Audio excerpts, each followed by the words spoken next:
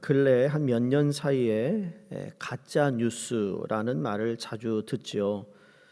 과거에는 가짜 뉴스라는 단어가 존재하지 않았는데 지난 몇 년 동안 여기저기서 자주 들을 수 있는 단어가 하나가 가짜 뉴스입니다.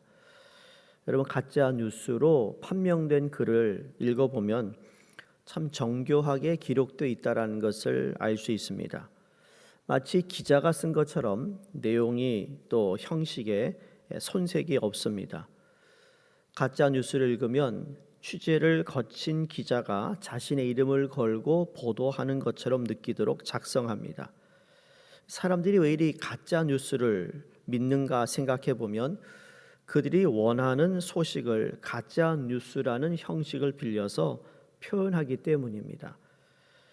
코로나를 지나면서 유튜버들이 참 많아졌습니다. 그래서 사회나 정치나 경제나 모든 것에 지금 유튜브로 돈을 버는 사람이 한두 사람이 아닙니다. 그 중에 가짜 뉴스를 배포해가지고 이 일을 통하여 사람들의 마음을 흔들게 하고 두려움을 갖게 하고 그래서 거짓 정보를 주는 가짜 뉴스도 문제지만 우리 영혼에 심각한 해악을 끼치는 가짜 뉴스도 많습니다. 과거 바울이 목회하던 시절부터 오늘까지 우리 영혼을 잠식시키는 가짜 뉴스가 얼마나 많은지 모릅니다. 아마 이번 주 여러분이 가짜 뉴스를 듣거나 보신 분들도 있을 겁니다. 소위 유튜브의 알고리즘, 지금은 구글을 설치해도 옛날에는 구글이 자기가 가지고 있는 정보로 우리에게 정보를 줬는데 제미나이라는 AI의 정보의 데이터를 통해서 다른 거 뜨지 않고 요새는 이메일도요. 아세요? 이메일도 누가 긴 이메일 보내잖아요. 그러면 그걸 요약해서 올려줍니다. 귀찮더라고요. 요약하지 마. 하고 싶어요. 내가 읽고 싶은데 요약해서 주니까 요약한 것대로 생각하게 하고 요약해서 준 것대로 믿게 된다는 거예요. 그러니까 우리의 판단력을 점점 흐리게 하고 있어요. 이건 심각한 거예요. 내가 읽고 내가 이해하고 내가 소화해야 되는데 이미 누군가가 소화한 것을 가지고 내가 정보를 받으니까 거기에 정치의 색깔이나 아니면 그 사람이 의도하는 색깔이 그대로 묻혀 있고 웬만한 사람들은 그런 생각 없이 그런가 보다라고 정보를 받아들이고 있다라는 거예요. 이게 성경도 마찬가지예요. 유튜브에 여러분 성경을 해석한다 여러 자료가 나오잖아요. 그것도 똑같은 방식인 거예요. 누군가가 그 사람이 생각에 들어간, 그래서 교회에서 강단에서 목사가 설교를 제대로 해야 되는 이유가 그러한 우리의 생각과 우리의 마음을 흔들리고 혼탁하게 하는 그러한 글들이 너무나도 많다라는 겁니다. 가짜인데 진짜처럼 보이는 글들이 많다라는 거죠. 그러니까 깨어있지 않으면 금방 우리는 그냥 그런가 보다 그렇게 정보를 받아들이고 흡수하고 그리고는 내 성향에 맞는 글들을 계속 보게 된다는 것이죠. 데살로니가 교회의 성도들은 예수님께서 다시 오실 것을 간절히 기다렸던 공동체였습니다. 예수님께서 언제 오실까? 어떤 모습으로 오실지 정말 알고 싶어 했습니다. 여러분 어떠세요? 예수님의 재림하시는 거 믿고 있다면 예수님이 언제 오실까? 마치 신부가 신랑을 기다렸다는 예수님의 그 비유처럼 정말 그 기다림의 마음이 우리에게 있느냐라는 거예요. 예수님께서 오시면 먼저 죽은 그들의 부모와 가족들은 어떻게 부활할 것이며 살아있는 자들은 어떻게 변화되는지 궁금했던 것이죠. 그래서 그 내용들을 사도 바울이 데살로니가 전서와 후서를 통해서 가르쳐 줍니다. 그러하기에 주님의 재림은 그들의 현재의 삶과 영향에 또 신앙에 지대한 영향을 미치지 않을 수가 없었습니다. 주의 날, 즉 주님의 강림을 사모하며 기다리는 것은 그 당시 2000년 전뿐만 아니라 오늘을 살고 있는 저와 여러분에게도 우리 신앙의 아주 중요한 주제가 돼야 되는 사실이 있습니다. 그 당시에 사도 바울이 편지를 쓸 그 당시에 데살로니가 교회 성도들이 예수님의 재림을 그렇게 기다리며 때로는 그들이 기다리는 가운데 거짓 선생들의 가르침에 속아서 두려워하고 걱정하고 하는 그러한 문제도 있었지만 오늘날의 문제는 뭐죠? 오늘날의 성도들은 예수님의 다시 오심을 별로 기다리지 않는다라는 거예요. 언제 오시는지, 어떻게 오시는지 관심을 갖는 그 자체가 마치 사이비 신앙인들이나 관심을 두는 주제인 양 재림이라는 단어를 우리 입으로 이야기하지 않는다는 겁니다. 저희 교단 성결교단은 중생, 성결, 신유, 재림을 믿고 있습니다. 주님은 다시 오신다는 것을 믿고 있다라는 거예요. 이건 성경적인 거예요. 사람이 중생해야 되고 거룩한 삶을 살 때 하나님 주시는 신유의 역사가 있고, 그리고 그런 성결의 삶을 이어가야 하는 이유는 다시 오실 신랑 예수를 맞이하기 위해서. 오늘날 단 한순간이라도 주님의 다시 오심을 소망해 보면 어떨까 합니다. 그날 상 주심을 기대하며 오늘 주어진 일상을 열심히 살아가면 어떨까? 그날이 오면 우리의 몸으로 행한 모든 일이 낱낱이 드러나는 심판을 두려워하며 오늘 주어진 삶의 자리에서 떨리는 마음으로 거룩하고 성결한 삶을 지켜 살면 어떨까? 우리가 주님의 재림을 기다리든 기다리지 않든 주님은 반드시 오십니다. 오늘 우리가 하루를 사는 만큼 주님의 날은 하루도 가까이 다가온다는 사실은 변함이 없습니다. 그러니까 데살로니가 교회 교인들은 주님의 재림에 관심이 너무 많은 나머지 또 다른 거짓 가르침에 미혹돼 있다고 오늘 1절과 2절에서 사도 바울이 말하는데 이렇게 말해요. 2절 끝부분에 주의 날이 이르렀다고 해서 쉽게 마음이 흔들리거나 두려워하거나 하지 말아야. 주님이 오신다 그러면 기뻐하고 기대해야지 그 날 때문에 두려워하지 말라. 제가 과거 여기 대학 시절에 학생부를 가르쳤었어요. 그때 학생들이 학생 모임 때 휴거라는 영화를 보여준 적이 있어요. 휴거 기억하세요? 휴거? 옛날 휴거 안 보신 분은 성경만 보세요. 그것도 안 보셨어요. 그건 옛날 비디오 테이프로 했으니까 지금은 뭐 디지털로 안 됐을 거예요.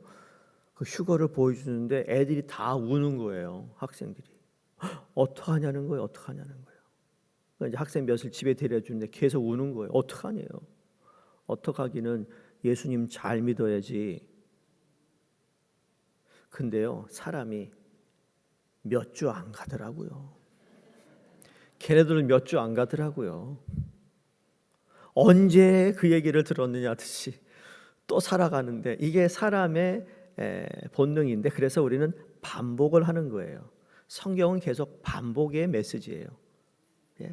구약 성경 보세요. 선지자들마다 하나님의 마음은 같잖아요. 변하지 않았잖아요. 똑같은 마음이신데 시대에 따라 사람들이 계속 잊어버리고 까먹고 기억하지 못하니까 다시 하나님이 반복해서 말씀해 주시는 거 있잖아요. 똑같은 거예요. 하나님 말씀은 반복의 교육인 거예요. 그러니까 두려운 마음이 든다는 것 나쁜 건 아닙니다. 두려워해야 되는데 이 두려운 마음으로 계속 살아갈 수는 없다라는 거죠. 두려운 마음은 누가 준다고요? 마귀가 주는 거예요. 하나님께서 오는 것이 아니라고 그랬어요. 하나님은 우리에게 평강을 주시는데 그걸 통하여 긴장감을 가지고 주님 평안을 가지고 내가 내일 주님이 재림한다 할지라도 오늘 내게 주어진 과업을 잘 이루고 살아가는 것, 그게 우리에게 필요하다라는 것을 사도 바울이 데살로니가 전서를 통해 이미 이야기하고 가르쳤던 것입니다. 그래서 주님의 재림의 때와 시기는 아무도 모른다. 그러나 몇 가지 중요한 사항들을 알 수 있는데 주님께서 다시 오시기 전에 먼저 일어나는 일들, 즉 징조는 알 수 있다. 그러면서 사도 바울이 주님의 재림 전에 불법의 사람, 곧 멸망의 아들이 먼저 나타난다 그랬습니다. 사도 바울이 거론한 이 불법의 사람, 멸망의 아들은 도대체 누구를 가리키는가? 두 가지 특징을 본문에서 발견하는데, 하나는 4절에 그 위에 자기를 높이고 하나님의 성전에 앉아 자기를 하나님이라고 내세우니라. 그러니까 하나님을 우습게 여기는 사람이 나온다는 겁니다. 두 번째 징조는 그리스도를 흉내내는 사람이 나오는데, 9절에 악한 자의 나타나심은 사단의 활동을 따라 모든 능력과 표적과 거짓 기적과 불의의 모든 속임수로 그랬어요. 그러니까 이 악한 자가 나타나는데 하는 짓을 보니까 능력이 있어요. 표적도 있고 기적도 나타나는데 이게 다 거짓이고 속임수라는 겁니다. 그도 주님처럼 능력을 또 기적을 행하지만 그는 사람을 끄는 마력을 가진 사람이다. 그런 거 있잖아요. 야, 저 사람에게 끌리는 게 있어요. 저 사람 얘기하니까 뭔가 있는 것 같고, 그렇죠? 그런 사람이 있어요. 말재주가 있는 사람들이 있거든요. 성경도 모르는데 정말 말을 진짜 잘해요. 그런 사람들 많습니다. 그러니까 사람들의 욕망을 충족시켜줄 조건을 제시합니다. 사람들의 열망과 환호를 받는 거짓 메시아의 모습을 가진 자가 분명하다라는 것이죠. 이 사람은 구체적으로 누구를 지칭하는가? 역사상 여러분, 역사가들이 이 적그리스도의 후보자가 여러 등장했는데 예루살렘 성전을 짓밟았던 로마의 장군들이 아니었을까? 그 당시에 또 스스로 신의 자리를 찬탈한 로마 황제들 아니었을까? 또 하나님의 대리인임에도 불구하고 영광을 가로챈 이 중세의 이 교황들, 신자들을 핍박하고 온 세상을 전쟁으로 물들인 나폴레옹이나 히틀러나 스탈린 등의 이들의 적그리스도로 지칭되기도 했습니다만, 진짜 불법의 사람 멸망의 아들은 아직 출현하지 않았습니다. 그러나 그의 세력은 이미 바울 시대로부터 지금까지 우리의 일상 구석구석으로 파고들어와 은밀하게 활동하고 있습니다. 어떻게? 속이고 빼앗고 짓밟고 편을 가르는 그 세력들의 활동은 이미 막을 수 없을 지경에 이르렀다라는 겁니다. 나라도 보세요. 미국은 아닌가요? 한국 정치만 얘기하는 게 아니라 미국을 보세요. 계속 갈라놓는 일들을 하고 있는 일을 보면 정말 거짓말로 사람들을 속이고도 뻔뻔하게 거짓을 미화합니다. 그 거짓에 동조합니다. 거짓을 강화하며 일상화합니다. 또한 사람들의 욕망을 자극하여서 저마다 자신들의 배를 신으로 여기고 숭상하게 합니다. 이들의 작전은 이제 세상뿐만 아니라 교회조차 흠뻑 물들게 했다라는 겁니다. 오늘 바울의 말은 예수님께서 하신 말씀을 바울이 요약해서 전한 것인데, 그게 마가복음 13장에 예수님이 하신 말씀, 즉 종말의 징조를 묻는 제자들에게 예수님이 이렇게 말씀하셨어요. 예수님과 제자들이 함께 이 헤롯 성전 앞을 거니고 있을 때 제자들이 말합니다. 예수님, 정말 이거 너무 멋있죠? 얼마나 아름다운지 모릅니다. 근데 주님이 뭐라고 그러죠? 돌 하나도 돌 위에 남기지 않고 무너져 내릴 것이다. 제자들이 깜짝 놀래 묻습니다. 언제 그런 일이 벌어집니까? 그 징조를 말해달라고 부탁하는데, 그때 주님이 임박한 심판과 먼 미래에 있는 재림을 말씀하세요. 그때도 언제 어느 때에 온다는 말씀을 하지 않습니다. 그것을 요약해서 사도 바울이 오늘 설명하고 있는 거예요. 누구에게? 데살로니가 교회 교인들에게, 그리고 오늘 우리에게. 그러면서 데살로니가 교인들에게 두려워하지 말라였어요. 성실하게 굳게 서서, 읽지 않았지만 15절 한번 보시겠어요? 형제들아, 굳건하게 서서 말로나 우리의 편지로 가르침을 받은 전통을 지키라. 무엇을 지키라고요? 전통을 지키라. 전통하니까 그 유대의 전통을 얘기하는 것이 아니라, 여기서 말씀하는 전통이란 교회 안에서의 전통은 말씀입니다. 우리 한국 사람의 전통을 얘기하지 않습니다. 유대인들의 전통을 얘기하지 않습니다. 예수님께서 하신 말씀을 전통으로 붙잡고 이 말씀 위에 굳게 서라고 바울이 권면합니다. 종말에 대한 전통, 그렇죠? 그리스도께서 말씀하시는 전통은 두 가지입니다. 먼저 그 때와 시기는 하나님만 알고 계신다. 그런데 사이비 이단 종말론자들은 자신들이 그 때와 시기를 알고 있다라고 미혹한다는 거죠. 그 말에 속지 말라는 겁니다. 속지 말라. 오늘 우리가 살아가는 이 시대에도 계속해서 일어나고 있는 일이고 앞으로 예수님께서 오시는 그날까지 일어날 것입니다. 어떤 일이요? 때와 시기를 알고 있는 사람이 나타난다는 거죠. 근데 그건 천사도 모른다. 오직 하늘에 계신 하나님 한 분만 아신다는 사실을 굳게 지켜라 라고 말씀하고 있습니다. 사랑하는 성도님들, 종말에 대한 전통 중에 또 한 가지 중요한 것은 깨어 있으라는 말입니다. 종말의 시기는 하나님만 아시기 때문에 도적같이 임하기 때문에 너희는 정신 차리고 깨어 있어야 한다. 깨어 있으라는 말씀은 분별력 있게 행동하라는 뜻입니다. 지금은 잘 모르겠습니다. 한동안 80년대 정말 한국인분들이 맨하탄에서 야채 가게, 과일 가게를 진짜 많이 할 때 말이에요. 예?